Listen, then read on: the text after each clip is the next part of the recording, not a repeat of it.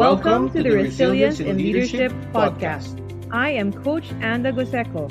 And I am Ian Santos. In each episode, we share our story and interview world-class Filipino leaders who are among the best in the world and who deserve a spotlight for all their courage and perseverance to greatness. Our goal is to recognize outstanding Filipino leaders who exemplify leadership traits worth emulating. Start a movement to enhance and elevate leadership capabilities in the country. Create a community that helps each other become better leaders.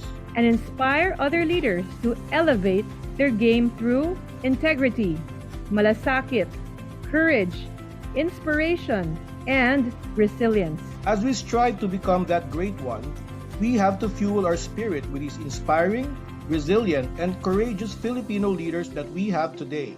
So if you are someone who leads a great workplace and engages employees, loves to achieve great results, or simply someone who aims to succeed as a leader, this podcast is for you. Now let's get to the show. Hello everyone. Today we're very fortunate to have with us the Chairman and Chief Innovation Strategist of Mansmith and Fielders Inc. and Chairman of Waters Philippines, the market leader in the direct selling of premium home water purifiers in the country. He is Chairman, Vice Chairman, or Director of over a dozen companies, including an independent director of multi-award-winning Union Bank of the Philippines, a record-breaking and best-selling author, and known as one of the Philippines' most respected marketing gurus. He is the most awarded business educator of the Philippines, having been recognized as one of the Agora Awardees in 1994, one of the 10 outstanding young men of the Philippines in 2001, one of the 10 outstanding young persons of the world in 2002, the first and only Filipino in business education given by World JCI in a competition of over 1,000 TOYM awardees. He is also one of only 2 Lifetime Achievement Awardees in marketing education.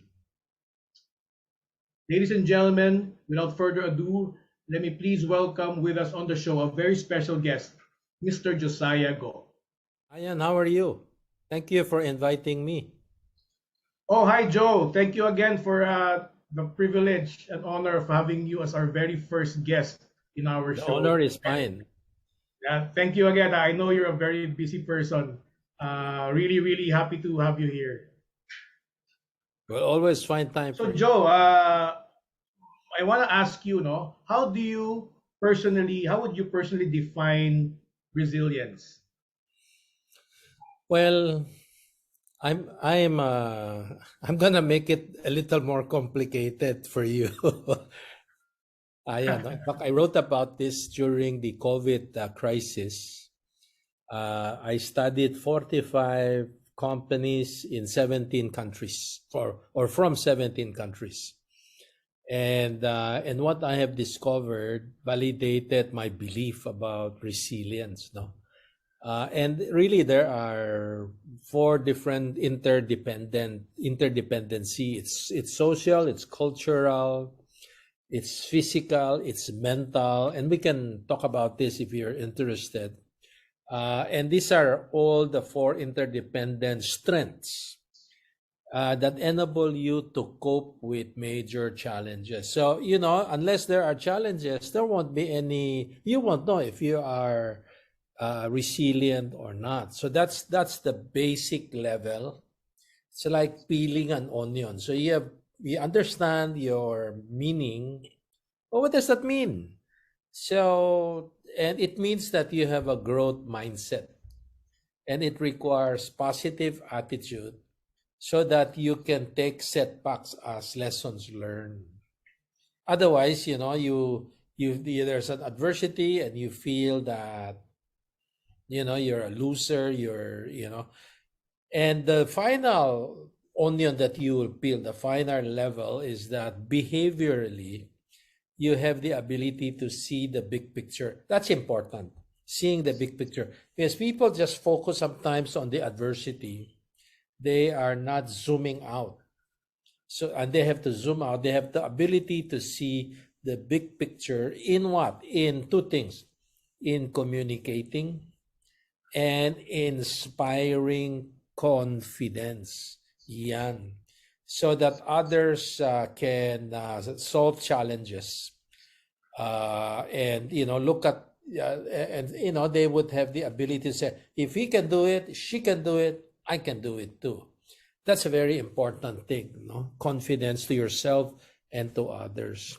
So it's my sophisticated way of explaining to you resilient, not to oversimplify, but to make sure that I over-explain instead of oversimplifying.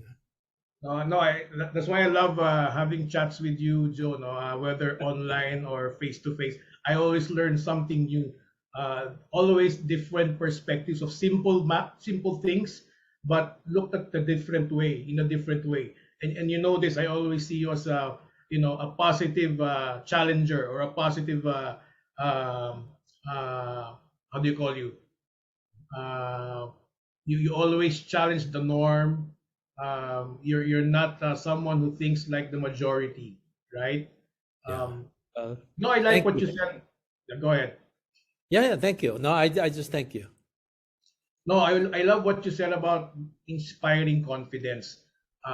As a leader, one of the things that inspiring leaders have is they're very optimistic, especially during challenging times, right? Yep. And that's where you see where the resilience is. Now I'm interested to know from your perspective, Joe, aside from optimism, are there other characteristics that one needs to maximize or learn in order to be a resilient leader?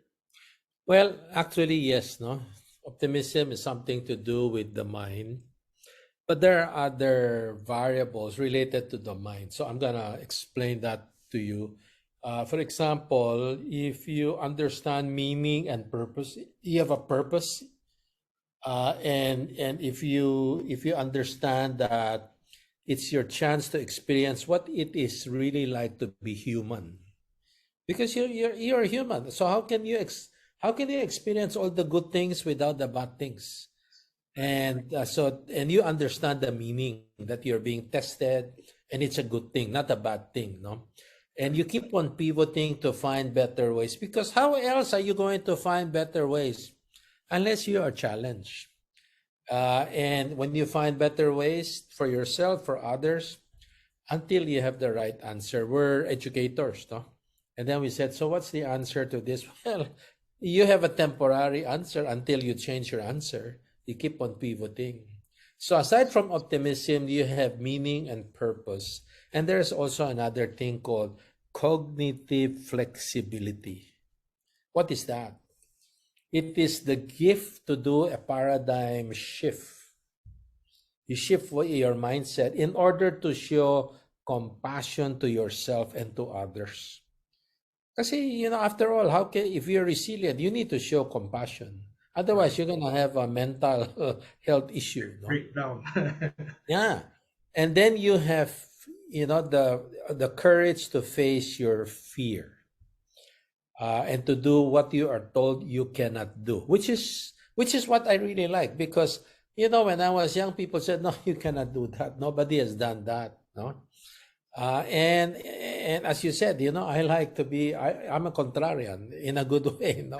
That's the term I was thinking of a while ago. You're a positive contrarian. So if you think it cannot be done, then I'd like to do it. And so you face your fear. And then you also have your brain fitness, which is really, Ian, your ability to enjoy a variety and curiosity to learn new things and new challenges. Like, for example, my masteral studies was not in marketing, was in religious studies. Wow, and when I go abroad, I try to learn something else. So I shifted from marketing. Well, I started in sales from marketing. I went into, innovation, and then I went into, blue ocean strategy, entrepreneurship, business model. I have 6 different lenses to look at things, no? And that's my brain fitness. It's the ability to enjoy variety. And so it's like watching Netflix. You don't watch the same theme.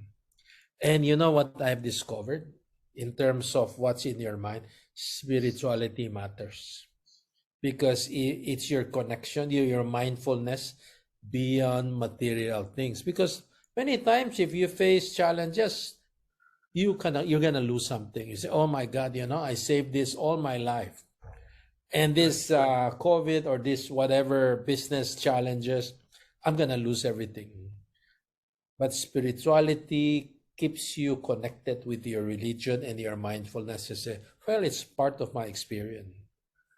So these are things that are so important. And you talk about optimism. Optimism is just one of them, and you need to do that now. So I'm going to refer you to Dr. Steven Southwick and Dr. Dennis Chard, my favorite for resiliency. They are actually multi-awarded researchers and doctors, and they studied prisoners of war. That's the most difficult, no?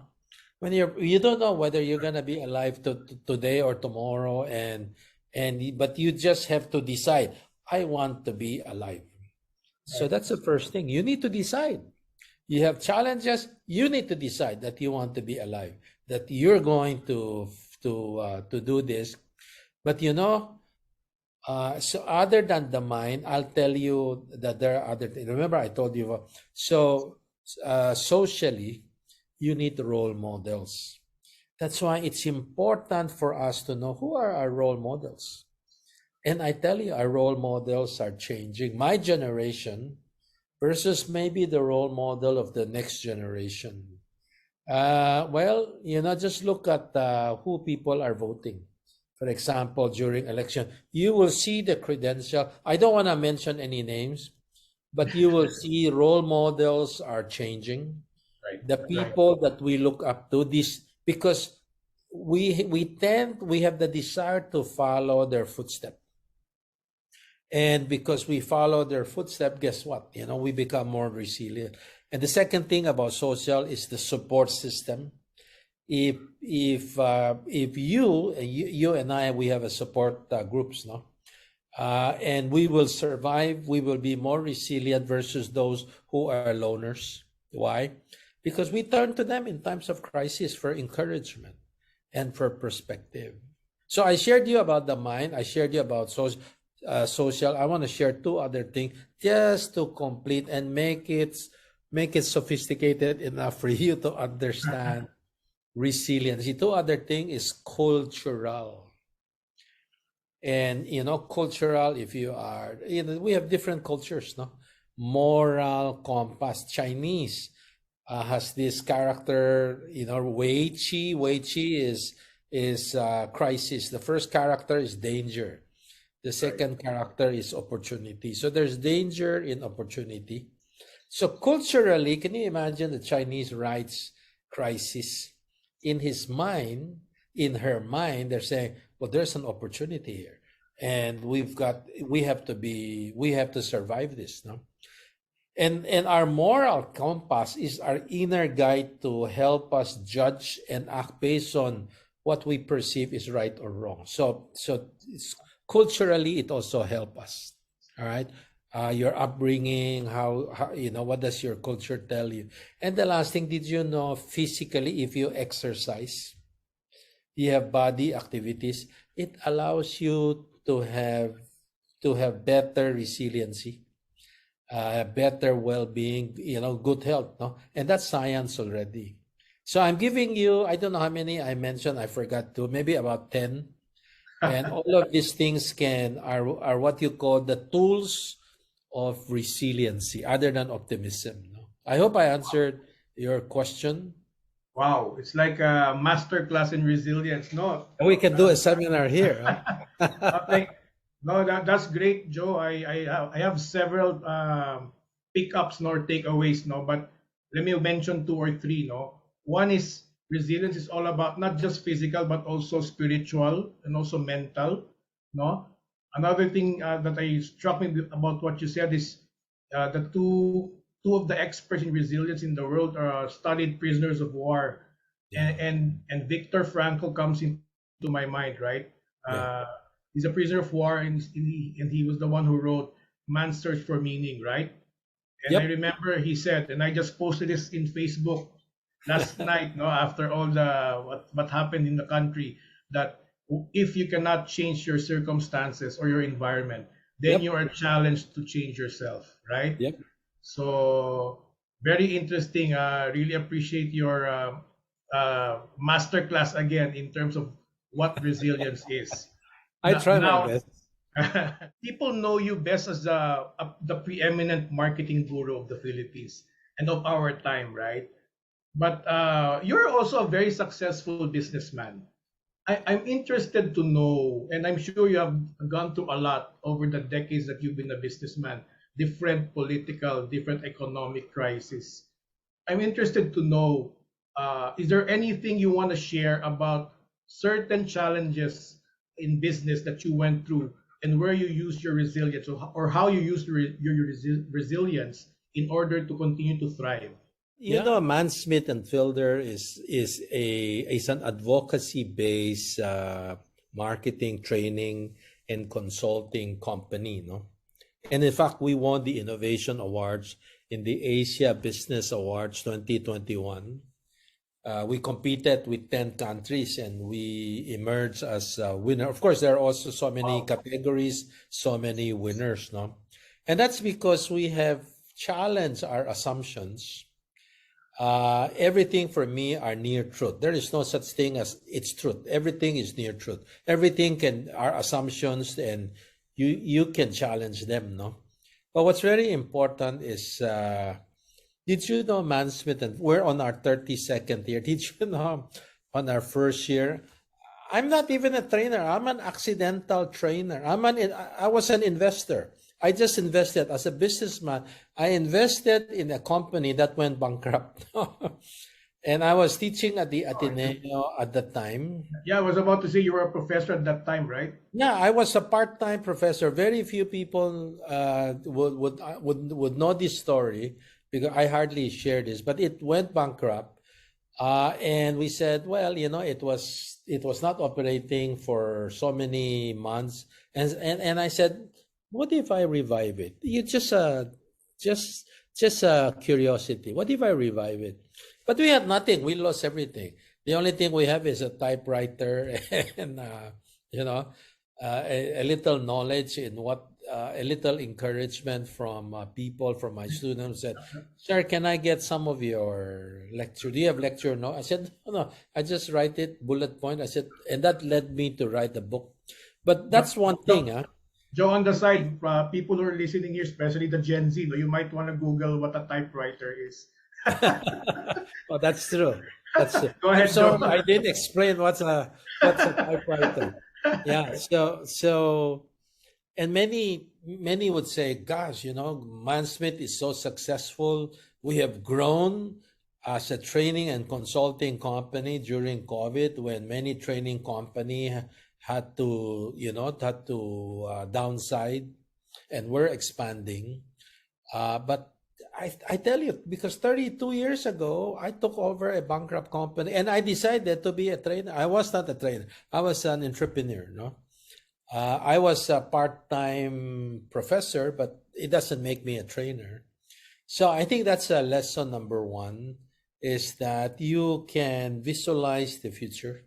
And maybe my spirituality, and thanks to my parents, and thanks to my wife, you know, she had to drag me to church very often when we were newly married. No? I think the second thing is Waters Philippines is now the largest distributor of Waters biomineral pot water purifier in Asia. No?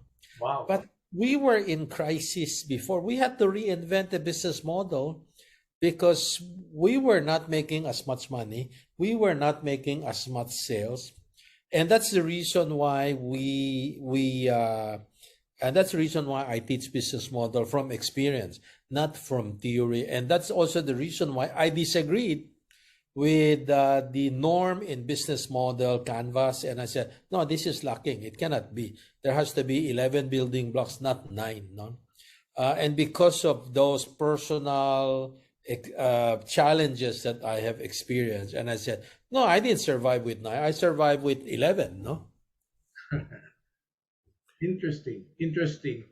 I hope our listeners, and I'm sure our listeners are learning a lot, no? Because this is a side of you that probably not many know, because they always see you teaching about marketing, going to seminars, doing inspirational and motivational talks.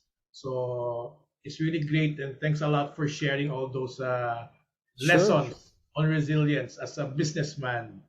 Um, Joe, I wanted to ask you anything you wanted to share with our listeners, not just about resilience, but anything you wanted to share or leave especially our young listeners. No, I'm a Gen Xer, and I think the world now belongs to the millennials and the Gen Zs. So, any particular things you want to share to them through this Well, podcast? preparation is absolutely essential. If you're not prepared, if you're not prepared, then you lose a lot of time. But preparation can only happen if you anticipate. If you do not anticipate, so it's also challenging the concept of optimism, because optimistic you say no, no, no, there won't be any problem. But sure, you have optimism, but you have to tame it with a plan just in case. So what's our plan, so that it can save you a lot of time? And so that, I think that's number one, preparation. It's like Mansmith. 3 days after lockdown, we launched our digital platform. Wow. And people were surprised. They said, "How can you be so fast?" Well, because we were prepared ahead of time. We Right. wanted to launch 2 months after, but we said launch in 3 days' time. No, it was not perfect, but we were willing to launch an imperfect digital platform. It was almost finished time, 90+%, thanks to our IT head, Romel Arizala, who's now a partner in Continuum Academy. He Right. did that important. The other thing that I want to share is that I think it's important to have different revenue sources, no? And I saw many companies came to see me because I was doing free mentoring, and if people say I have no money to pay you, fine, don't pay me. Pay me when you have the money, or don't pay me at all if you don't want to pay me. What I've realized is they only have one single source of revenue. And I said, if you have one single source of revenue, that one is cut. Your whole livelihood is cut. That's right. So you have to start thinking about different. It might be difficult, but look at Mansmith. We have multiple revenue stream. We have in-house client. We have public seminar. We have conferences. We have advocacy, sponsorship. We have product placement. We have digital platform. 6 different revenue sources. Right. Other training company have only one. Right. So when companies start cutting budget, they got hit. No? Right. Right. That's important. Joe, The second, yeah, go if I ahead. may briefly cut you there, I think Yeah. it's very similar to being an employee, right? If you're only relying on your income from your employer and something happens, like in the pandemic, if you lose your job, then what's gonna happen to you and your family? I just wanted to mention that as Sure. related to what Yeah. you're saying. Sure. Yeah. In your case, you can actually work a tandem with your spouses. No, the husband and the wife. One has this and the other has that, so that you can be sure. No. Right. I think the other thing is that I remember at one point in time when I was just starting in Waters, and we didn't have very high capital, no? And over 50% of our net income, and we made money immediately on our first year. But through the years, every year, over 50% of our profit went to paying interest. I was working for the bank. And so sometimes I was joking with my friend. I said, "No, I'm a banker." I said, "Why?" Because I give them a lot of interest. And so, but then I realized, so it forced me to start thinking, this is not good. I need to have a different business model. And so Waters Philippines became the first network direct selling company in the Philippines. From heavy indebtedness, over 50% of profit, we now finance water purifier for 36 months in-house. We're debt-free. And people say, are you out of your mind? 36 months? I said, yeah, and we're debt-free because we've been operating for a long time. And so that became our competitive advantage. It became your moat, what is called your barrier to entry, and competitor cannot do. And because I've done it before, I've committed my mistakes. And so many times, young people, if you experience some mistakes, that's okay. And sometimes challenges, you need to pivot. But who knows? You might be like Ian Santos, very successful.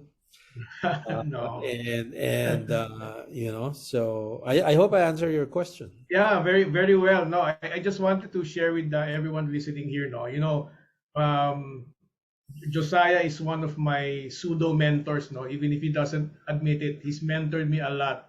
No, in fact, I was formerly part of Mansmith and Fielders through the Sensei Business Academy, and I really appreciate that time. No, I think it's one of my very highly developmental, journeys in my training career. So if I hadn't said thank you yet, thank you before, Josiah, I just wanted to express my sincerest thanks to you and Chicky for giving me the chance to be part of that family. And I consider myself still part of that family, kind of formally, if you don't mind. And that's why also you're the first one that came to my mind in terms of who do I invite as our first guest, because we really want someone.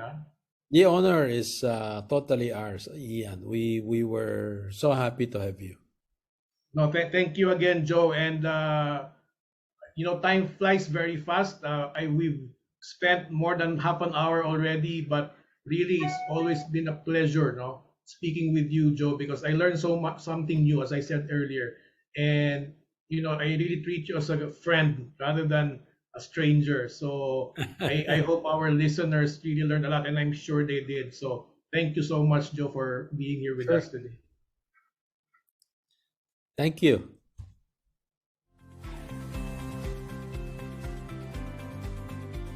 Thank you so much for listening. If you enjoy and find value in this episode, share this with a friend, leave us a rate or review on Apple Podcasts. And make sure to subscribe to get notified of our next episode. Talk to you next time. Remember to always stay resilient.